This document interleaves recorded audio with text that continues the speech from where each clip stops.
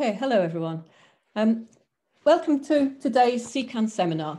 My name is Helen Wilkinson and I'm a member of CECAN and Director of Risk Solutions, working in domains where there's a high degree of risk, uncertainty or complexity. For those of you who don't know us, CECAN stands for the Centre for the Evaluation of Complexity Across the Nexus. We work to transform the practice of policy evaluation across the food, energy, water and environmental domains. We do this by pioneering, testing and promoting innovative approaches and practice with UK government departments. And we have a particular emphasis on tackling complexity. To find out more about us, please do visit our website at cecan.ac.uk. Today's webinar is going to be about the use of participatory system mapping to support policy evaluation. And we're delighted to have Barbrook-Johnson and Alex Penn, both from CECAN, presenting this webinar.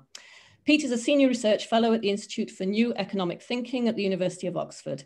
He's particularly interested in the use of methods such as agent-based modelling, network analysis and systems mapping to answer policy questions and to support complexity-appropriate policy evaluation. Alex is a complexity scientist with a background in physics and evolutionary ecology. She is a Senior Research Fellow at the University of Surrey and a Principal Member of CECAN. Her work includes developing and applying participatory systems mapping approaches to help decision makers and their stakeholders explore dependencies between things like social, ecological, economic and political factors. Pete and Alex are going to speak to us for about 40 minutes and then we'll have time for questions.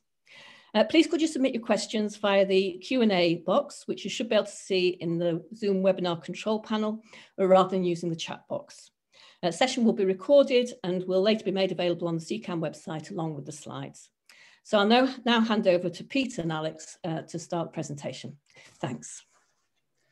Thank you, Helen. Thank you very much, everyone, for being here. It's a pleasure to talk today. We're going to be talking about participatory systems mapping. As Helen said, this is something that Alex and I have been working on for a number of years in different contexts. Alex really kicked off this work about nearly 10 years ago now, maybe over 10 years ago, but predating CECAN, and I joined in a few years later, and we've been using it in lots of different domains.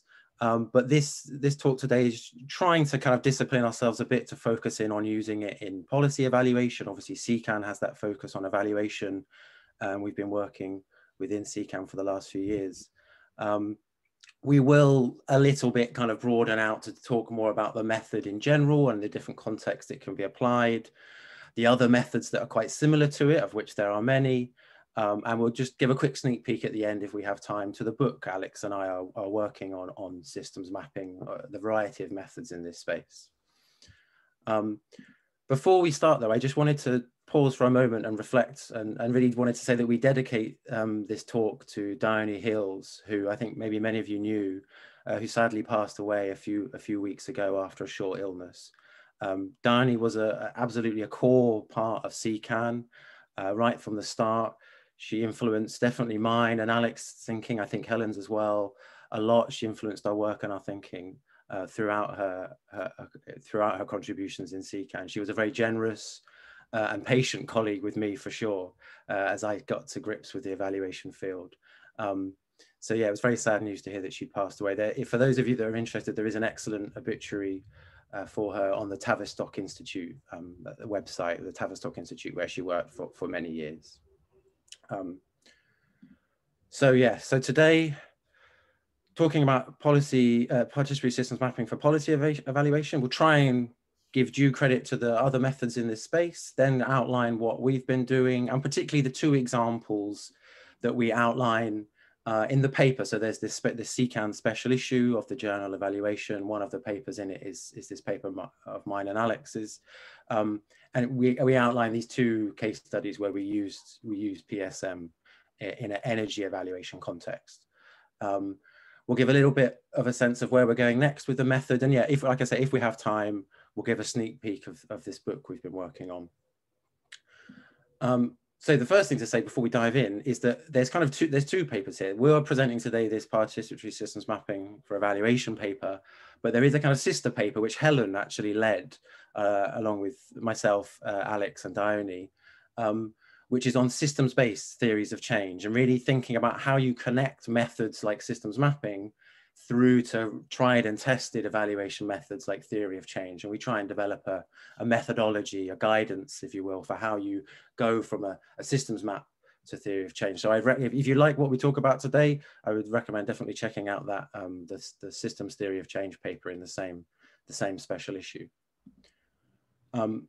So the basic premise of what we're trying to do here, I think, is really saying it's quite well established now, and I think lots of people agree that we want better recognition of complexity ideas and of systems thinking in evaluation. People have been calling for that for quite some time now. I think at least 20 years. It's quite easy to trace back 20 years of people wanting that and doing that. And sometimes it's worked well, and other times there's been problems or failures or false starts maybe.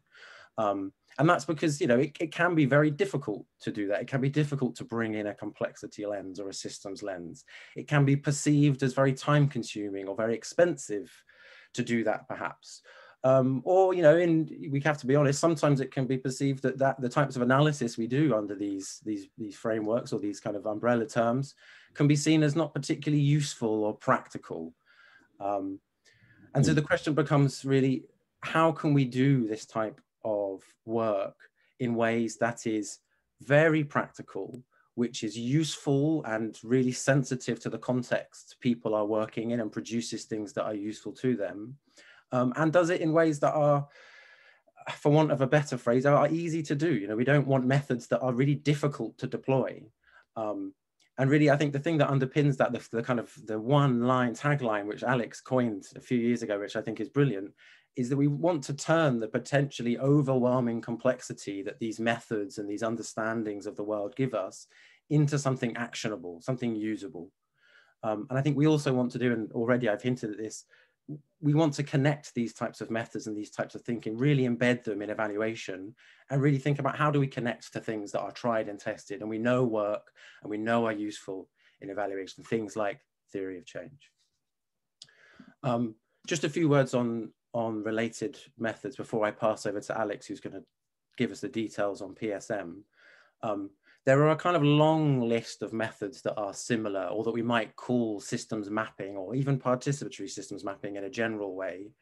I think there's at least a few dozen. I've heard people talk about there being hundreds of these types of methods out there. And really, I can't emphasize enough, it is not our suggestion that our method is better or more appropriate than any other. These are all horses for courses, and they will work different in different places. And really, the decision about which method to use is based on a huge number of factors.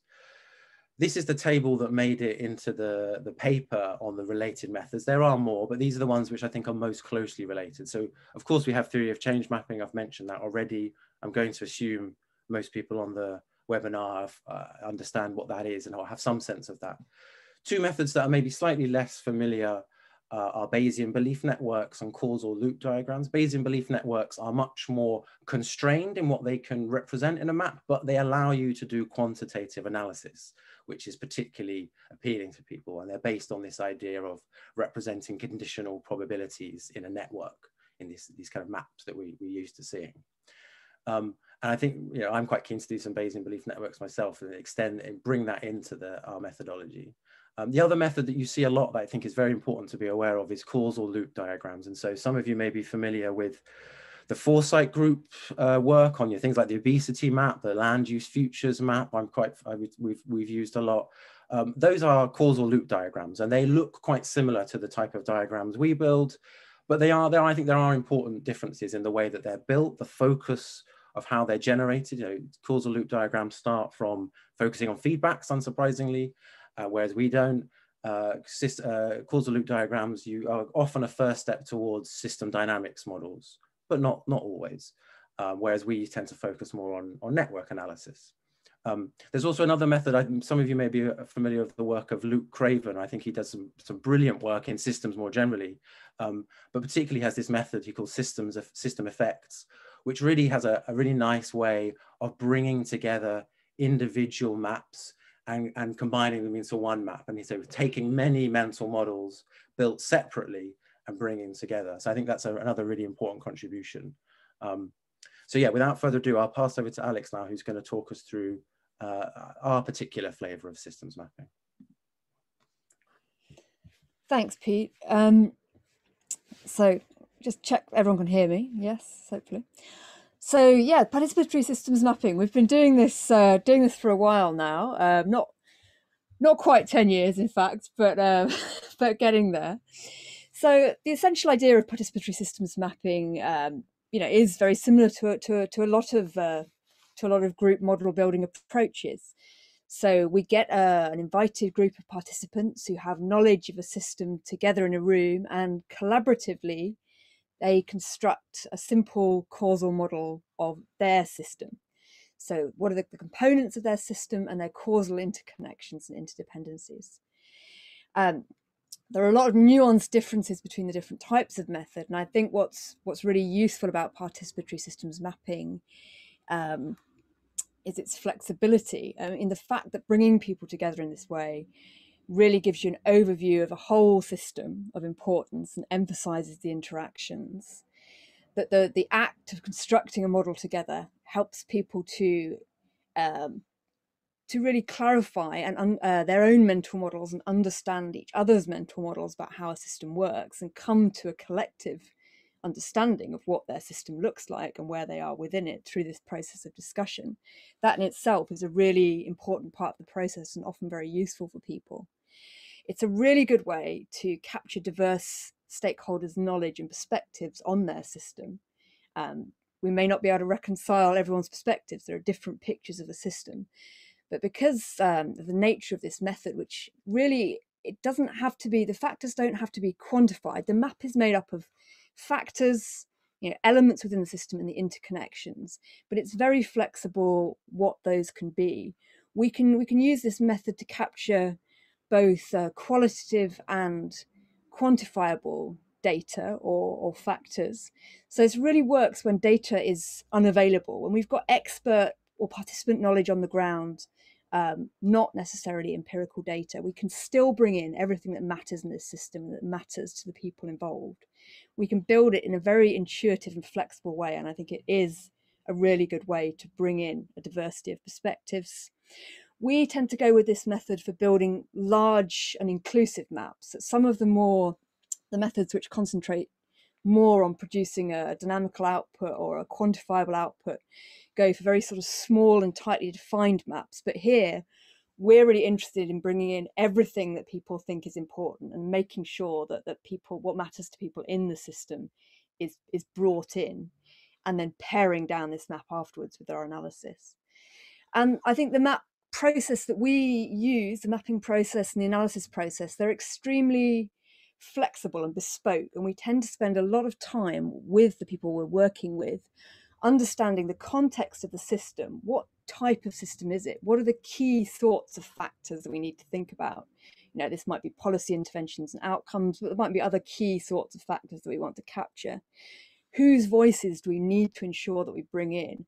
What are the sort of core issues underlying the questions about this system? And we adapt our analysis and our process design of mapping to really fit and allow us to try and capture what matters on the ground with these systems. There's a lot of detail about that I haven't got time to go into. And I think on top of this process of map building together and everything that comes out of that's really useful for people, we really aim to deliver actionable complexity. So rather than just having a huge map, we try to pull out meaningful and usable insights with our analysis that pulls out insights that are based on the sorts of questions that stakeholders have about their system, as well as pulling out insights that challenge their thinking and help them to go further. But usable insights through analysis is really our aim. So I seem to have lost, oh, it is working. I'm controlling Pete's screen, so this is a new thing for me technically, and I'm glad to see it is working. So a bit more detail about what the maps consist of. Maps they're networks, so they're made of nodes and edges, but in this situation, our nodes are factors. And that just means something that matters in the system. I'll show you an example shortly so it'll become a bit clearer. The only real constraint here is that these factors that we include, as I say, they can be qualitative, quantitative, whatever, but they have to be expressible as variables. They have to be able to go up or down in some sense. The edges, the connections between our factors, are causal connections. So they're not correlations, they're not, we think there's something going on here.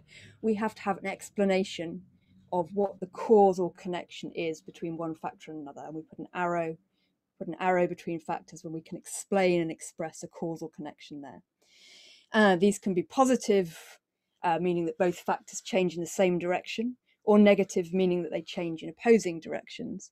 They can be complex or unclear, or maybe, potentially they only come into play in certain scenarios. To build these maps, we're commonly doing this in a workshop scenario in a way that's probably familiar to a lot of you. We start by defining the focal factors of our system. These are the sort of hooks which give us the skeleton of our system's map, and are really based on what matters in the system. So quite often these are things like, in this sort of context, they would be the policy outcomes that matter in the program that we're looking at. But also we quite commonly include what we call system functions, things that are important to broader system stakeholders. So what the system gives us, what we want the system to produce that matters. This is a great starting point for that. So we define these functions and these focal factors, and then participants will brainstorm anything that they think influences those factors or is influenced by them. And we'll have quite a long process together in which we clarify and consolidate which factors, what sort of things we think are important in the system. And then really we just kind of get everyone together. Well, we used to get everyone together. Now we have to do this online, but we get everyone together around a giant sheet of magic whiteboard with post-its and markers, and we start to discuss and draw out the causal connections in our map and challenge each other and really discuss what's happening, clarify what the system looks like, how we think it works. It often takes a couple of workshops to really get a full systems map in place, of a few hours in each workshop. And then once we've got a map that we're relatively happy with, we'll collect additional information on the map, which we use in our analysis. So this is often things like how controllable are different factors, how important are they and to who, who owns them, are they vulnerable to particular sorts of external change or policy change, really anything else that we want that we can feed into our analysis design. And just a quick example, quick example of a very simple participatory systems map. This is actually a map of the bio-based economy in the Humber region. This is done with a group of industrialists, local authority representatives, members of NGOs and local communities, and it's looking at the production of bio-based energy, that is energy from biological sources, from biofuels and what have you, in the Humber region. They're looking at their transition from a fossil fuel economy to bio-based energy production, and they have this single focal factor, which is the production of energy. And you can see here that you've got a very broad range of factors. So you can have these things like community acceptance up here that are very qualitative, but yet still considered to be important by the stakeholders in the system, down to things like fossil fuel price, which we can quantify. And you can see positive and negative connections here. So for example, if jobs to community acceptance of new development is a positive link, meaning if jobs generated by the bio-based economy increase, then community acceptance of new industrial development will increase. Conversely, say if community acceptance of new industrial development is decreasing, then policy supporting industrial development, there's a sort of weak, I'm sorry, that is actually a positive link. I'm looking for a negative here. You can tell I haven't gone through this map for a while. So if infrastructure increases, if industrial infrastructure rises, if that increases, then that will tend to decrease community acceptance of new industrial development. So we've got a negative connection here, meaning these things change in opposite directions.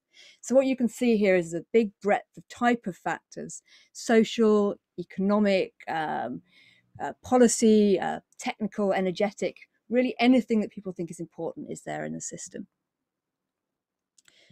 And I can see there's a question about blue arrows. That's actually something that we use if we quantify the maps. So it's not really relevant in the modelling here. Okay.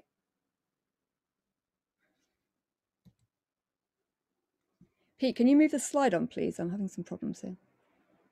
Okay, thanks.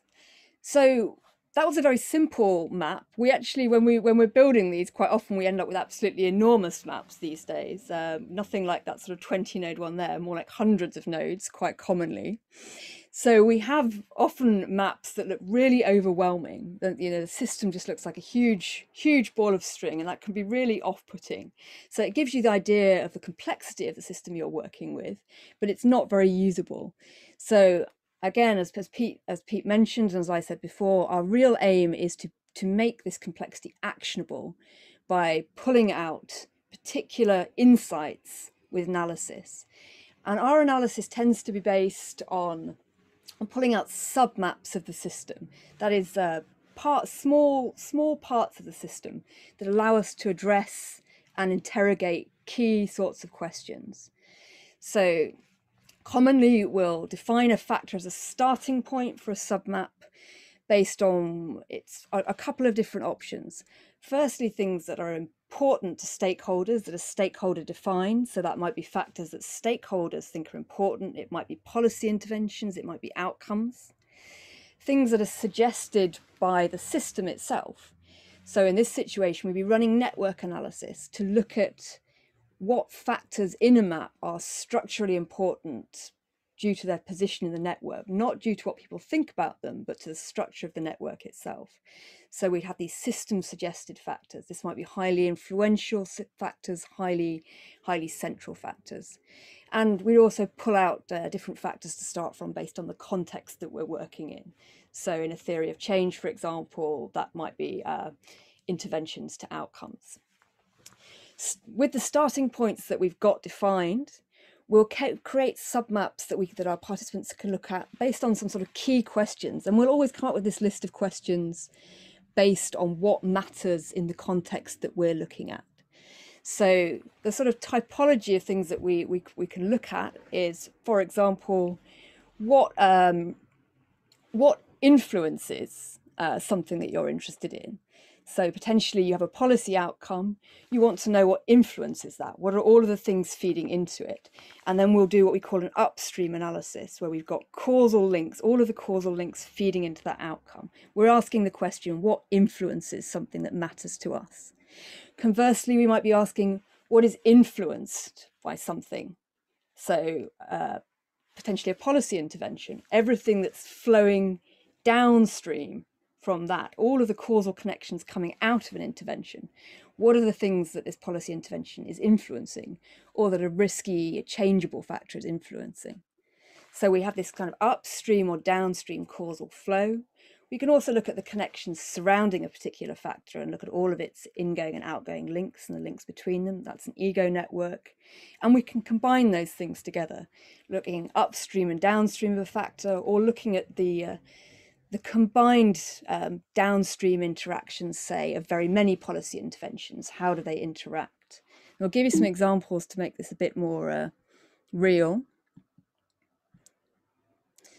So there's a very great detailed list of ways in which we can do this analysis, starting from, as I said, stakeholder suggested factors, interventions or controllable factors, outcomes, factors that are vulnerable to change, or influential factors.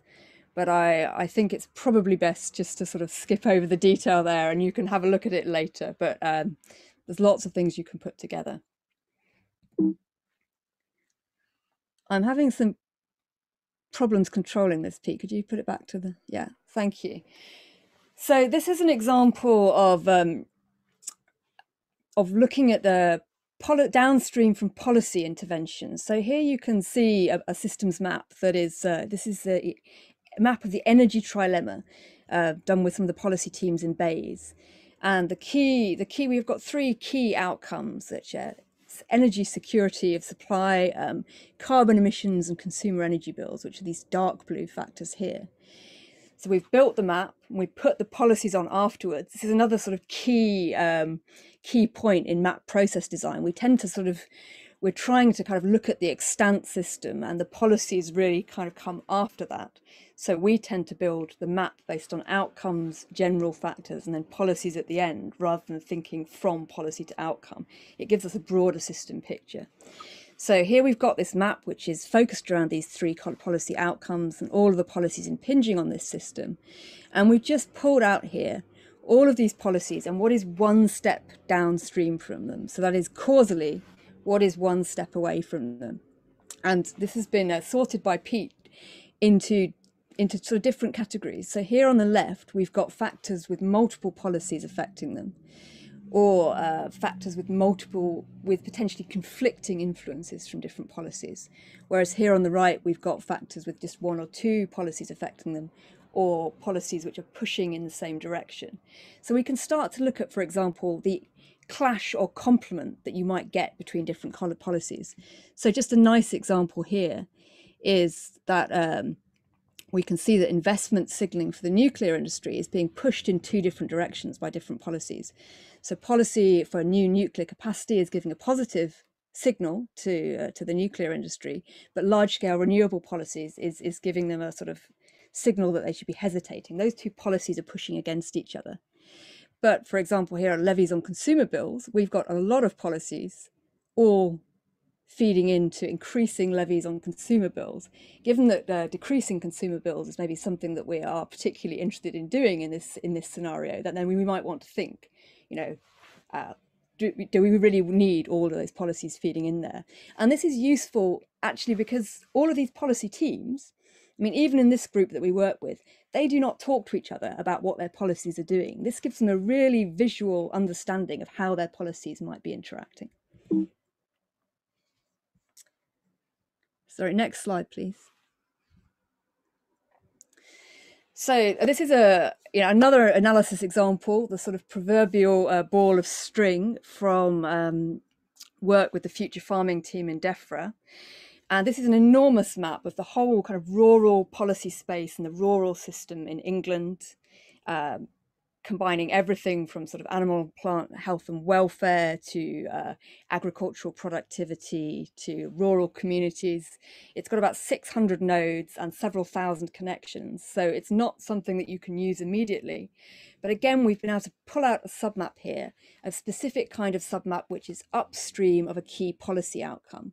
So in this map, policy outcomes that matter are the yellow nodes, factors that matter to stakeholders are coloured in red, and general factors are white.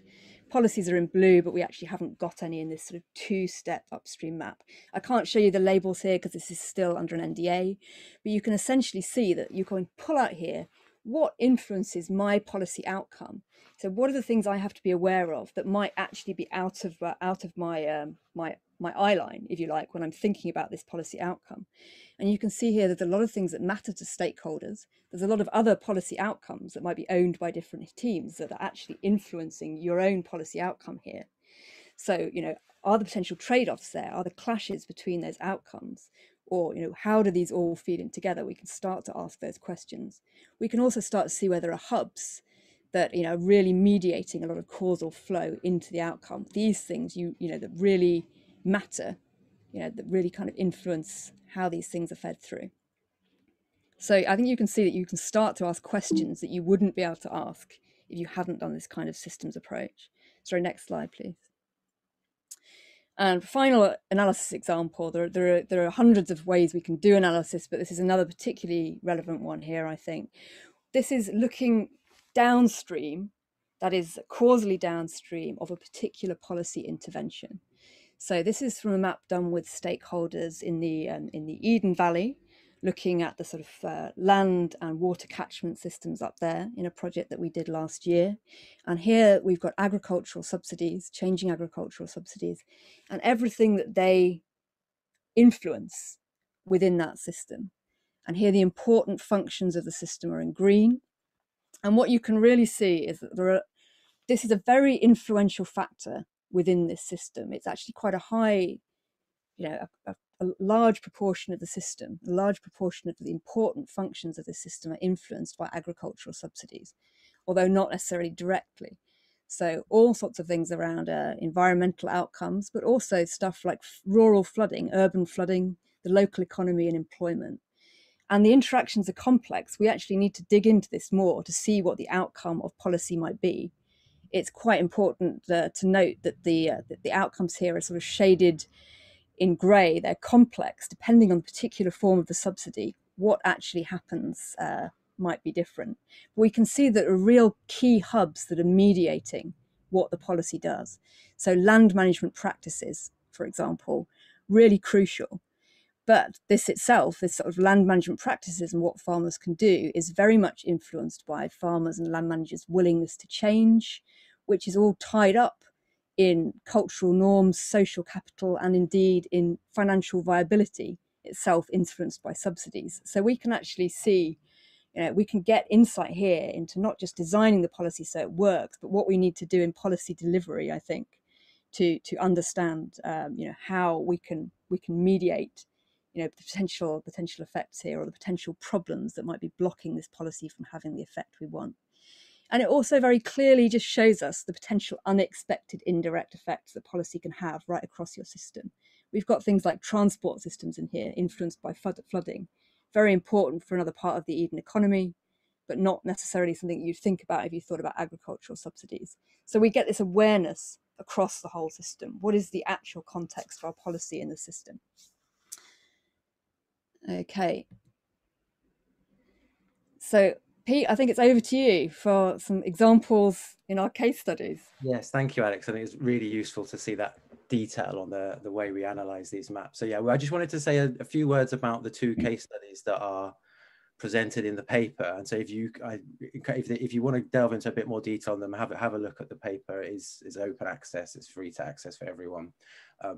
The first one is the energy trilemma, which Alex has already mentioned, this kind of interplay between prices, carbon, and security of supply.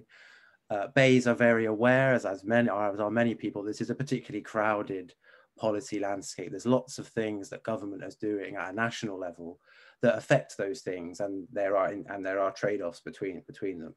So we were using here PSM really above any individual evaluation at kind of more meta level to think about how do we plan evaluations, how do we prioritize evaluations, what questions do we maybe put in them, how do we ensure they're proportionate. So that was one of the purposes we wanted to put the map to.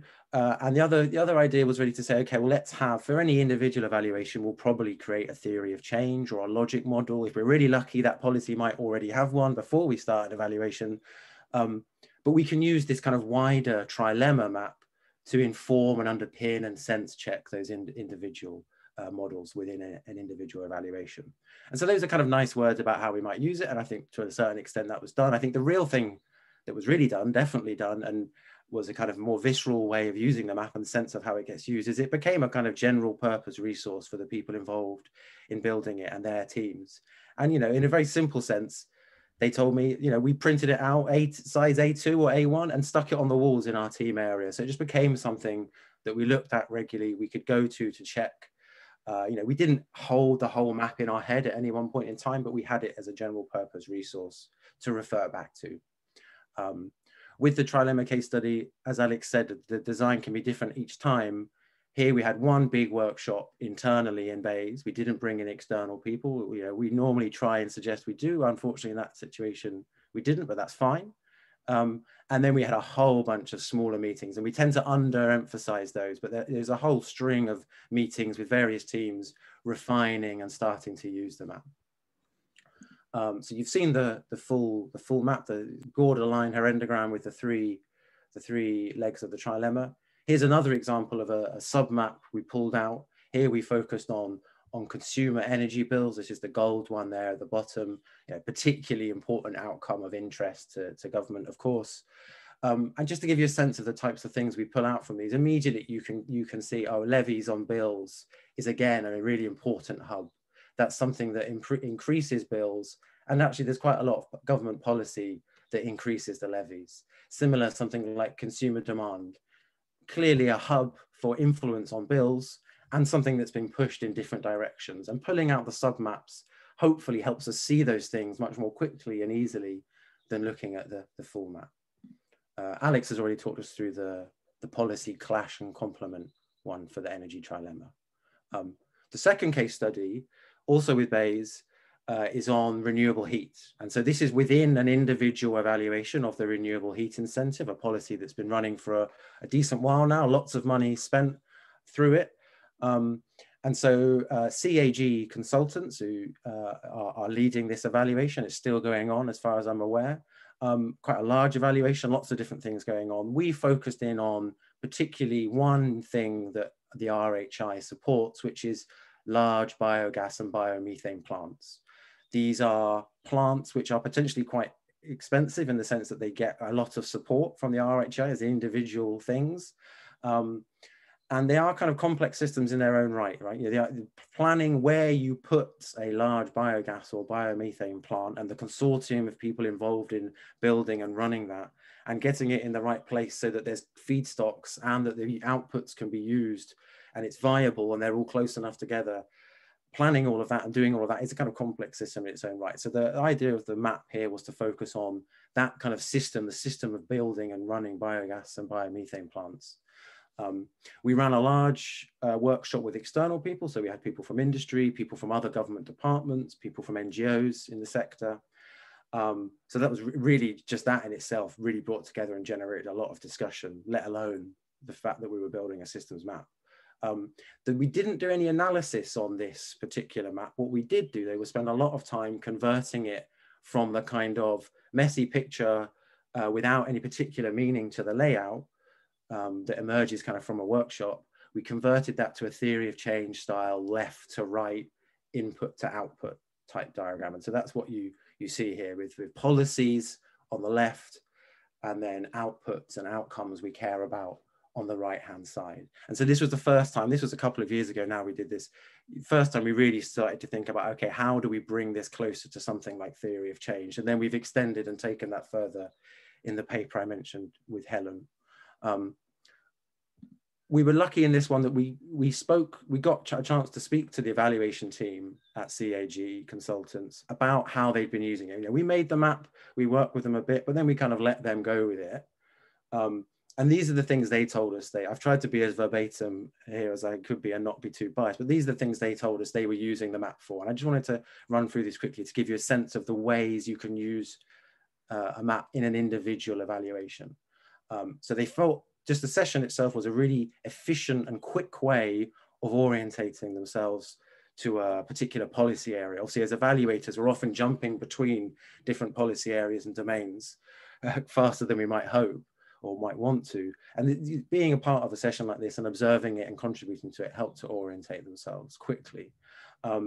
The primary use was that they used the map to refine their intervention theory. So they were using a realist evaluation approach. So they were working with CMOs, context, mechanism, outcome setups. And so they were using the map to look for those CMOs, sense check the ones they already have, look for new ones, try and get a sense of the coverage. Have they got lots of CMOs at this end of the map, but nothing over here? And also try and get inspiration for how they describe the context around CMOs. They also described using the map to inform the scope of their evaluation, to think about what's the boundaries of their evaluation. And, you know, the discussions we had at the beginning of a workshop about what should be the scope or the boundary of a map is quite similar to the discussions and the decisions you have to make about what's the scope of an evaluation. They also tried to use the map to question any sense of confirmation bias. They heard a lot of impacts repeated to them regularly, and they might have really focused in on those, whereas the map helps you think about what's the 3 other impacts that we don't hear so often about. They used the map to inform topic guides. You know, it gave them themes and things to focus on. It made them think about their sampling and maybe doing some wider stakeholder mapping. And it also gave them the themes and the concepts, the variables to bring into their qualitative data analysis. They had did a lot of interviews and focus groups and gave them ideas of things to bring into there. So these are just some of the ways to use it in an individual evaluation. Thinking across those 2 examples, I think it's quite clear that there are lots of different ways to use it, and it is a kind of general purpose tool that you can use in different ways. I think there is a tendency to think about, quite naturally, to think about ways of using it more towards the beginning, you know, a sort of scene setting, orientation type method. That makes more sense. But I think it's also useful to think about the fact that methods and that uses can emerge as you go. And actually, as you're going through an evaluation, you might realize, oh, we can connect it to this idea, or we can bring it into this piece of analysis. And those can pop up quite unexpectedly, we found. The big important value, I think, really, if you're really trying to, the headline things are that it really helps you generate new narratives, and it helps you identify new questions for your evaluation. I think we've seen this less, but we kind of hope that there's also a value to it connecting different elements of the policy cycle. So instead of creating a systems map right just to, in the first few months of an evaluation, maybe there was a map created right at policy design stage, and then that was refined and used at policy appraisal stage, and then that's refined and used again at the evaluation stage, and you're constantly using it, and the map travels with the policy. I think that would be great to see. And I think you do see that sometimes with theory of change. And I think systems mapping could play the same role. The last thing that I've mentioned Helen's paper a few times, so I won't dwell on that. The last thing there is to say the big challenge in both examples and in other bits of work we've done is that it's very difficult to communicate the map to people who aren't involved in the process. And so you need to take a lot of thought and care in how to do that. The main ways we've done that is to try and really hand over ownership of it to the people in the department or to the stakeholders in that system. It stops being a piece of analysis that we drop in as outsiders or academics. It becomes something that they do, they co-produce with us. So they have the ownership, they can disseminate and use it, and it becomes something that they do, and they have the capacity to do more analysis or to extend the map or to change it. Okay, I think I'll hand back to Alex now briefly, and then we'll start thinking about Q&A in a bit. Okay, so thank you, Pete. So there's lots going on in our kind of world of PSM. So, I mean, we just let you know a few things that we're doing and that are forthcoming. So we're really working a lot on this, developing its use in policy appraisal and design and delivery. And that's really particularly with DEFRA that we're doing that. And again, looking again there also, looking at very large programs. There's a lot of large programs in DEFRA with multiple outcomes, and how we can use systems mapping to frame and unify different theories of change that span across a program or nested within a program, and really try and look at the higher level of how parts of a program are interacting. We're doing new work on combining this with scenario analysis. In the transport system, looking at COVID recovery, where we've got risks of discontinuous change, or lock-in or problems. As we try to recover, are the parts of the system that have collapsed and are going to be problematic, and trying to sort of add in some quantitative element there with modal shift scenarios. We're also looking at the maps for system resilience. So what can we say about the resilience of the systems we're mapping to multiple changes? So, for example, in the Eden, we're looking at the interaction of climate change and resultant flooding with COVID impacts. Can we see something from the structure of the map, or on where systems are resilient to change or where they're vulnerable, and how can the map help us think about how to buffer against change or how to make the system more resilient? So there are some papers in progress and forthcoming setting out the actionable complexity framework and how we use participatory systems mapping for actionable complexity in policy. And also the very big paper of full methods guidance, full analysis methods guidance is also coming out. The workshop methodology is on the CECAN website, so if you want to start running a workshop yourself. And I think there's been some questions about network analysis. We are working on automating some of this network analysis and the combination of network analysis with things that matter to the stakeholders. So it's not just network analysis mathematically, it's how this combines with what matters in a system to people, and that gives us a whole typology of different ways to interrogate the map. We need some more money from the research councils to do that. And then we've got some really exciting stuff that Pete is doing, how to bring in data and more traditional forms of evidence into the systems mapping, which I think will really help us kind of progress this. So how do these things intersect? How can we bring the strengths of these different sorts of approaches together? and also looking just at the submaps themselves as Bayesian networks. Another way of thinking about bringing together the quantitative and qualitative strengths of these different sorts of methods and exploring that space. Thank you, Alex. Right, so I'm very conscious of time. We've got lots of questions flying in.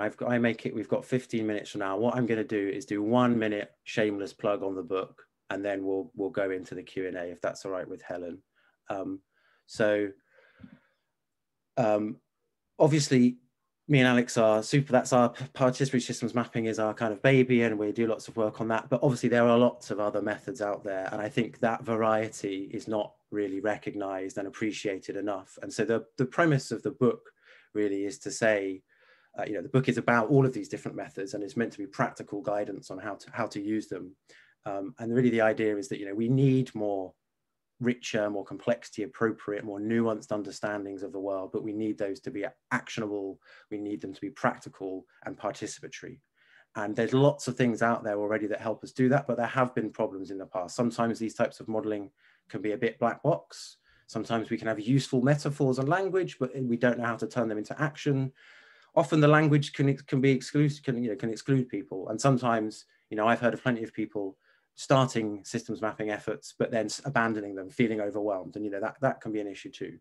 And so the book is really an attempt to give a sense of this variety and value, but not get into territorialism about what is or isn't this, or what's the right label or wrong label for different things, but to really give a sense of that variety and then give some guidance on how to go about doing that. And so we're coming towards the end of writing it now. Hopefully it will be out around the end of the year, depending on the publisher. Very importantly, there will be a free PDF copy of that book. It is an open access book, so that you can have a free PDF. Anyone can have that.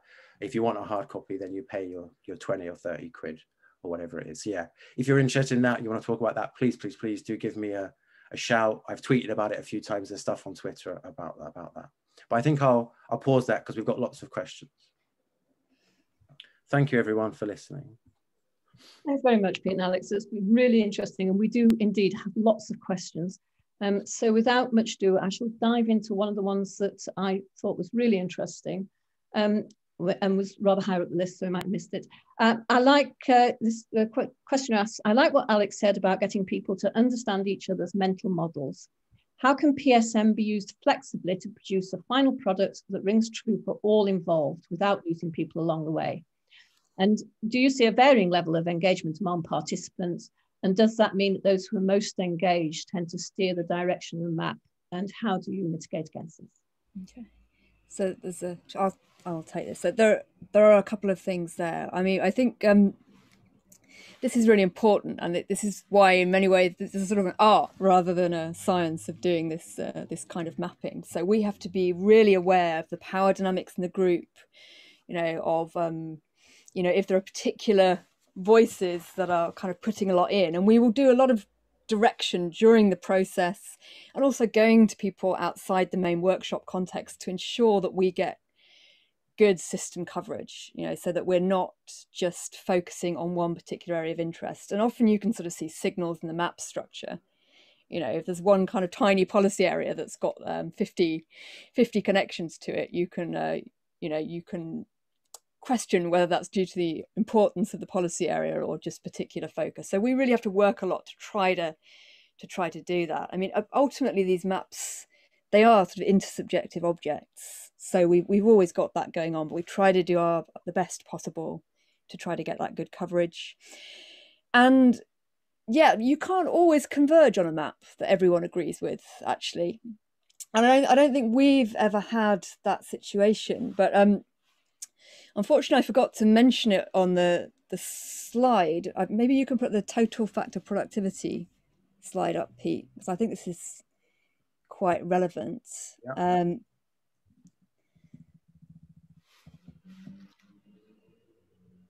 So sometimes people just fundamentally disagree, but this is a really nice example. Although I can't show you the labels, I can tell you that this policy outcome here is total factor productivity.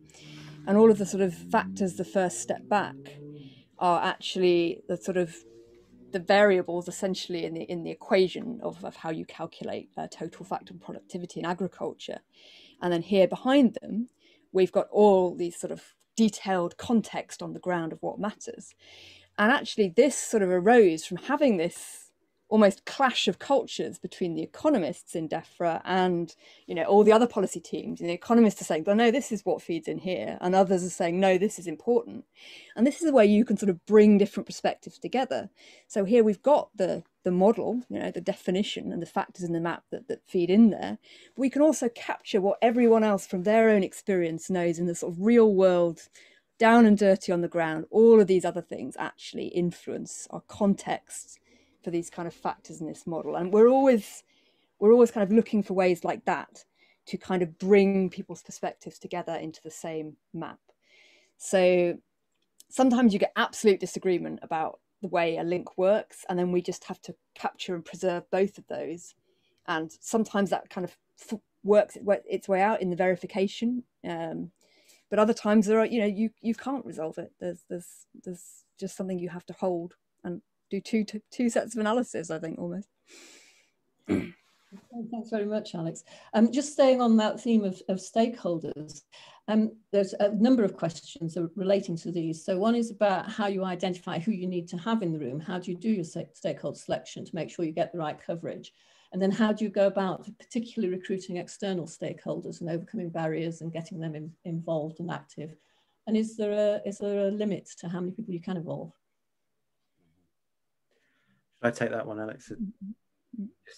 So yeah, for me, the approach to involving stakeholders is similar to how you would do that in any setting where you need to bring in stakeholders. You want to ensure you have a breadth of everyone who has a stake, and you want to represent as many different voices as you can. You want to represent all the voices, if possible, you can in that system. And I think you should always aim for breadth.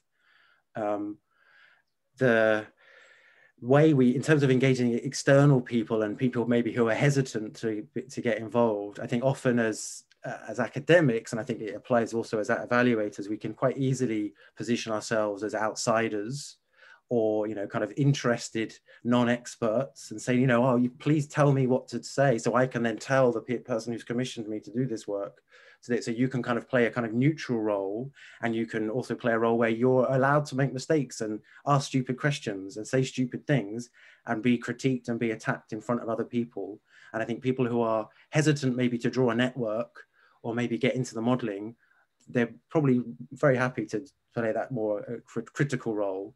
And I think you should take advantage of that in positioning yourself in that way.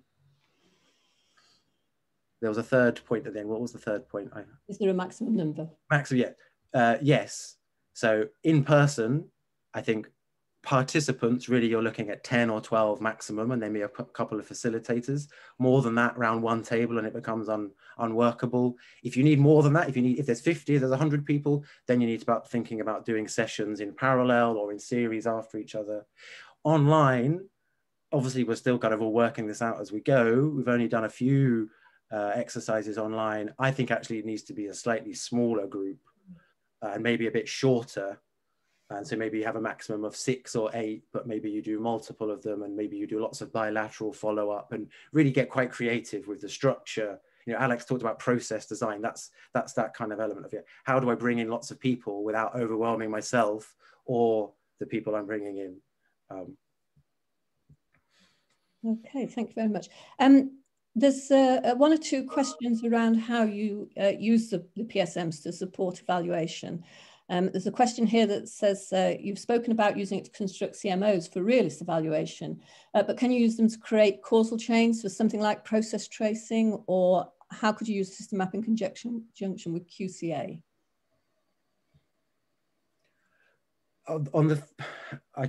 Maybe you have a think about QCA, Alex. I don't think I've got a quick answer for that. On the process tracing, I think absolutely yes. I think where there's a question is how close what's in the map is to the thing that you want to create or use.